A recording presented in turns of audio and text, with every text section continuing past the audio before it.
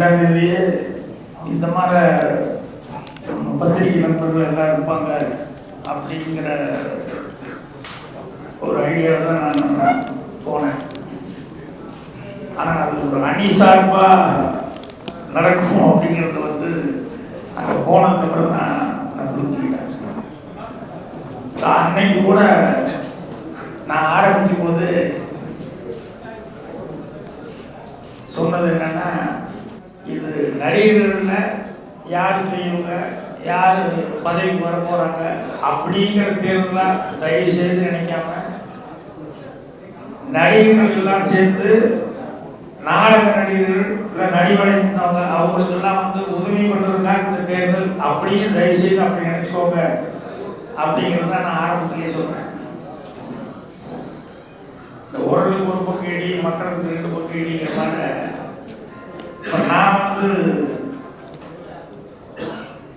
என் பையன் ஒரு பக்கம், அவன் கிரிக்கெட் டீமு நண்பர்கள் அப்படிங்கிற மாதிரி அவன், நான் வந்து 80ஸ்லேருந்து இருக்கிறவங்க எல்லாரும் ஒன்றா பழகினவங்க அப்படிங்கிற முறையில், நானே கூட பழகினவங்க அப்படின்னு சொல்லிட்டு அந்த நட்பு அப்படிங்கிற முறையில். ஸோ இப்படி இல்லாமல் அப்படி இல்லாமல் கடைசியில் இது என்னன்னா குடும்பத்திலே குழப்பங்கிற அளவுக்கு ஆகிப்போச்சு. நான் எதாவது சொன்னால் சோறுக்கு வச்சுக்கிறான், அவனை சமாதானப்படுத்துறதுக்கு அவங்க அம்மா மூலமாக நான் பேச வேண்டியிருக்குது. ஏன்னா அவன் அவங்க ஓடையெல்லாம் பழகிட்டான், அதனால் கிரிக்கெட் அது இதெல்லாம் போகிறதுனால வந்து அவன் யங்ஸ்டர்ஸ் எல்லாம் ஒன்றா இருக்காங்க அப்படின்னு. அப்போ கூட நான் சொன்னேன், அதை என்ன மாதிரினாலும் விட்டுருங்க, நம்ம வந்து இப்படியும் இல்லை அப்படியும் இல்லை, நமக்கு என்ன தோணுதோ அது பிரகாரம் நான் வந்து ஓட்டு போட்டுக்கிறேன், என்ன இதிலெல்லாம் இன்வால்வ் பண்ணாதீங்கன்னா அப்படின்னு சொல்லி சொன்னால் கூட அது என்ன அவங்ககிட்டலாம் நான் இப்படி பதில் சொல்கிறது அப்படிங்கிற மாதிரி இப்படியெல்லாம் வந்து பேச்சுவார்த்தைகள்லாம் வந்தது. அப்போ கூட நான் கார்த்திக் விசாரம் அவங்ககிட்டலாம் அப்போ என்ன நடக்குதுங்கிறத நானே எல்லோரும் மாதிரி தான் பார்த்துக்கிட்டு இருக்கிறேன். அதனால் ஜனநாயக நாட்டில் எல்லாருக்கும் வந்து தேர்தலுங்கிற அந்த கண்டிப்பாக அவசியம். அதில் யார் வேணாலும் நிற்கலாம், அதே மாதிரி யாருக்கு வேணாலும் யார் வேணாலும் ஓட்டு போடுற உரிமை இருக்குது. அதனால் என்ன நடக்குது எல்லாம் பார்த்துட்டு தான் இருக்காங்க. அதனால் இந்த அணி அந்த அணின்னு சொல்லி வேண்டாம் அப்படிங்கிற மாதிரி சொன்னேன்.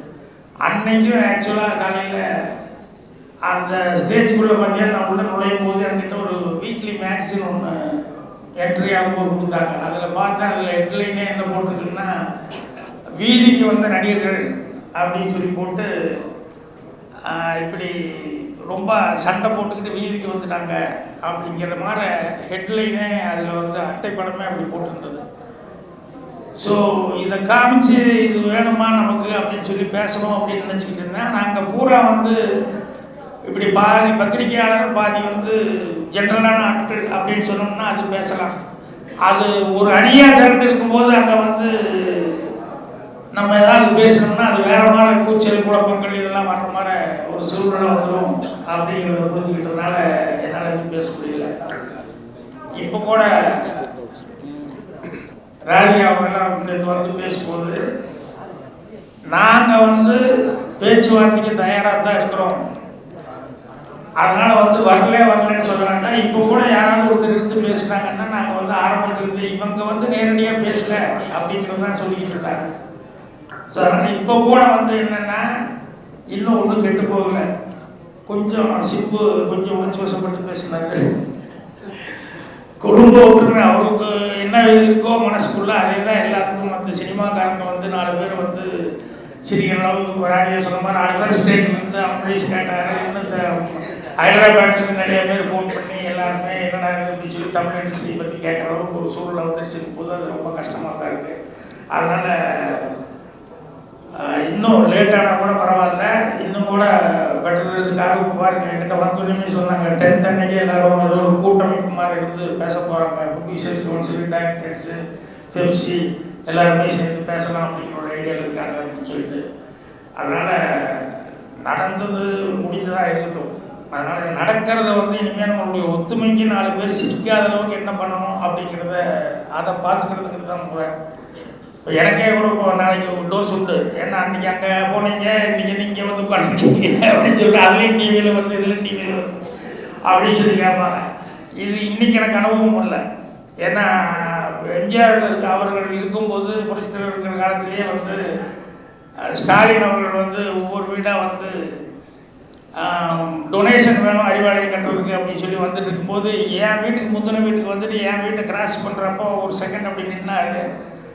அப்புறம் கூட இருக்கவங்க அது சரியாக வராதுங்க, அவர் எம்ஜிஆர் போகலாம். ஐயோ எல்லா பக்கம் வந்துட்டு நம்ம அவர் வந்து மரியாதை கொடுக்காம நம்ம போனோம்னா அது நம்ம மேலே தப்பு வந்துடும். அதனால் அவர் போய் வேண்டாம் போங்கன்னு சொல்லி சொன்னோம்னா வந்துடலாம். அதனால் நம்ம போகணும், அது நியாயம் இல்லை அப்படின்னு சொல்லிட்டு உள்ளே வந்தாங்க. நானும் வாங்கன்னு சொல்லிட்டு உட்கார வச்சு எல்லாம் கூட்டிங்ஸ் சாப்பிடுங்கன்னு. அப்புறம் என்னங்கன்னா இந்த மாதிரி டொனேஷன் வசூல் பண்ணுறேன் அப்படிங்கிற மாதிரி சொல்லி சொன்னாங்க. நீங்களே எதாவது கொடுத்தா நல்லா இருக்குன்னு. சரிங்கன்னு சொல்லிட்டு ஒரு 25,000 நான் செக் எழுதி கொடுத்தேன். உடனே அது அங்கே போயிடுச்சு தோட்டத்துக்கு. பாக்கி 25,000 கொடுத்தாரு, பாக்கி இப்படி கொடுக்கலாமா அப்படின்னு. ஆனால் நம்மால் அவர் விஷயம் புரிஞ்சு யோ யாருக்கிட்ட வந்து கேட்டாங்க, யார் கேட்டாங்கன்னு. அதை இது மாதிரி அடிப்பாக ஸ்டாலின் போய் கேட்டுங்க. சரி வீட்டுக்கு வந்து மதித்து கேட்டாங்கல்ல, அதனால் நம்மால் பண்ணது கரெக்ட். வீட்டுக்கு வந்து மதித்தவனை வந்து மதிச்சிருக்காரு இல்லையா, அதுதான் நமக்கு தேவை, அதுதான் மரியாதைங்கிறது. அதனால் நீங்கள் இதை பெருசுப்படுத்திக்காதீங்க, விடுங்க அப்படிங்கிற மாதிரி சொல்லி இது பண்ணார். அதனால் இப்போ அவங்க அங்கே இருக்கிறதுனால இவங்கெல்லாம் வேண்டாதப்பட்டவங்க அப்படிங்கிறதில்ல, இங்கே இருக்கிறதுனால அவங்க வேண்டாதப்பட்டவங்கிறதில்ல. நாளைக்கு எல்லாருமே ஒருத்தர் மூஞ்சியை பார்த்துக்கணுங்கிறது தான் இதனுடைய சூழ்நிலை. எலெக்ஷன் முடிஞ்சதுக்கப்புறம் அப்படி இல்லைன்னா இப்போ இது என்னென்னா ரெண்டு கோஷ்டி ஆகிடுச்சுன்னா நாளைக்கு இது அப்படியே பர்மனெண்ட்டாக இதே கோஷ்டி ஆயிரும். இவங்க படத்தில் இவங்க தான் நடிப்பாங்க, இவங்க படத்தில் இவங்கெல்லாம் தான் நடிப்பாங்க அப்படிங்கிற மாதிரி வந்துருச்சு அப்படின்னு சொன்னோம்னா அது எல்லாத்துக்குமே வந்து லாஸுங்கிறத விட அவமானம். அந்த அவமானங்கிறது வந்து நமக்கு வரக்கூடாது. அதனால் இப்போது 10th அன்னைக்கு வந்து எல்லோரும் பேசலாம் அப்படின்னு சொல்லும்போது கொஞ்சம் உணர்ச்சிகளை கட்டுப்படுத்திக்கிட்டு ஏதோ அப்படி பேசியிருந்தாலும் இப்படி பேசியிருந்தாலும் பரவாயில்லை அப்படின்னு சொல்லி. ஏன்னா நீங்கள் தெரிஞ்சுக்கிற மாதிரி தான் நான் இவங்கெல்லாம் பேசும்போது நிறைய விஷயம் தெரிஞ்சுக்கிட்டேன். ஏன்னா நான் வந்து வெவ்வேறு வேலைகள் இருந்ததுனால நான் இதில் வந்து கலந்துக்கல. அதனால் நான் தீர்மானமாக என்னால் வந்து இதுதான் தெரியாமல் நான் வந்து யாரையும் எதுவுமே நான் சொல்கிறதுக்கு நான் தயாராக இல்லை. ஏன்னா அவங்க சொல்லும்போது ஒன்று நியாயம் வர மாதிரி இருக்கும், அப்படி இல்லை இப்படி தான் நடந்ததுன்னு சொல்லிட்டு இந்த எக்ரிமெண்ட் இப்படி அப்படின்னு சொல்லி அவங்க சொல்லும்போது நான் என்ன சொல்கிறேன்னா, தேர்தல் அப்படின்னு சொன்னோம்னா நீங்கள் எதுக்காக வர்றீங்கிறது ஒருத்தர் சொல்லலாம், தப்பு இல்லை. எனக்கு இதெல்லாம் குற்றச்சாட்டு, இதெல்லாம் சரியில்லை, அதனால் இதுக்கு நான் வர்றேன் அப்படின்னு சொல்லலாம். அதே மாதிரி அடுத்தவங்க வந்து இல்லை இப்படி நடக்கலை, இப்படி தான் நடந்தது, இது மாதிரி இதுக்கெல்லாம் ப்ரூஃப் அப்படின்னு சொல்லி இவங்க சொல்லி இது பண்ணுறாங்க அப்படின்னு சொன்னால் நடுவில் இருக்கவனுக்கு வந்து குழப்பாமல் ஏதாவது ஒரு என்ன எதுங்கிறது வந்து உண்மையை தெளிவுபடுத்திக்கிறதுக்காக ஒரு வாய்ப்புகள் இருக்குது.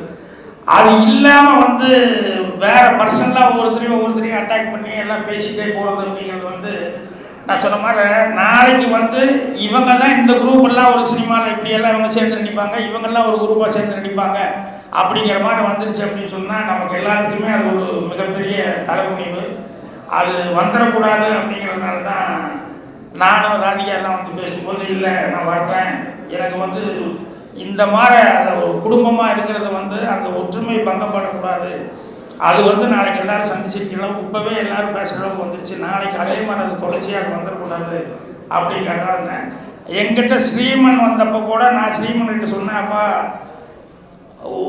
ஒருத்தருக்கு பர்சனல் அட்டாக் பண்ணுறது தயவுசெய்து போய் சொல்லு, நான் சொன்னேன்னே சொல்லுங்க குரூப்பில் எல்லாம் திட்டி, அது வேண்டாம், நீங்கள் என்ன பாயிண்ட் சொல்கிறீங்களோ அதை பற்றி பேசினா பரவாயில்ல, பர்சனல் அட்டாக்ங்கிறது அது நல்லா இல்லை, அது அசிங்கமாக இருக்குது அப்படின்னு சொல்லிட்டு அவர்கிட்ட சொல்லிவிட்டேன். இன்றைக்கும் இப்போ என் மகன் வந்து இன்றைக்கி என் பையன் வந்து எல்லோரும் எங்கேயோ பஸ்ஸில் எங்கேயோ ஏதோ ஒரு 5-6 ஊர்களுக்கு போகிறதா சொல்லிக்கிட்டு இருந்தாங்க. அப்போ கூட நான் சொன்னேன், டேய் அவசரப்படாத, உங்கள் குரூப்பில் விசாரணை உங்கள்கிட்ட என்ன சொல்லு, என்னென்னா producers council, Pepsi, directors union, இவங்க எல்லாத்துக்கு வரைக்கும் காது வரைக்கும் போயிருக்கேன்னா டைரக்டு லைவாக வந்ததுனால வந்து அது ரொம்ப ஒரு மாதிரி பெரிய இதாக போயிடுச்சு, அசிங்கமாக போகிற அளவுக்கு எல்லாருமே பேசிகிட்டு இருக்காங்க.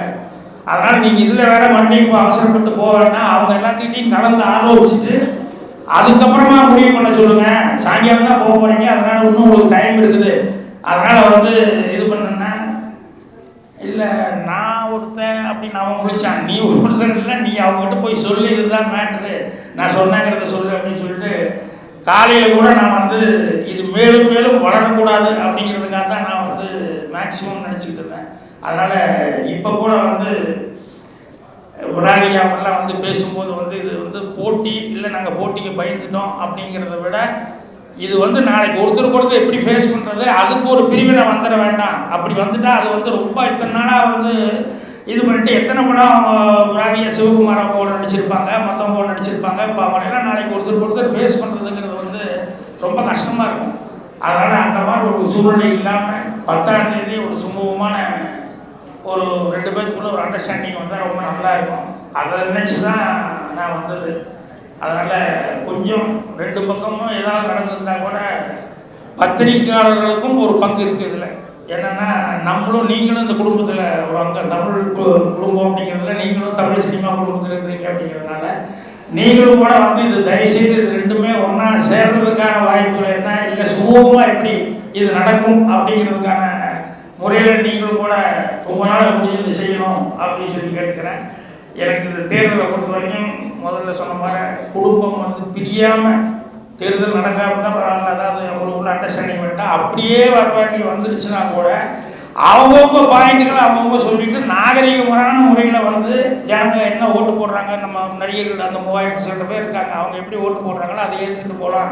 மறுபடியும் நாளைக்கு ஒருத்தர் பார்த்துக்கிற லெவலில் நடக்கணும் அப்படிங்கிறத நம்ம அபிப்பிராயமுடைய இந்த கசகசப்பு வந்து தயவுசெய்து தொடரக்கூடாது அப்படின்னு சொல்லி கேட்கிறேன். நன்றி, வணக்கம்.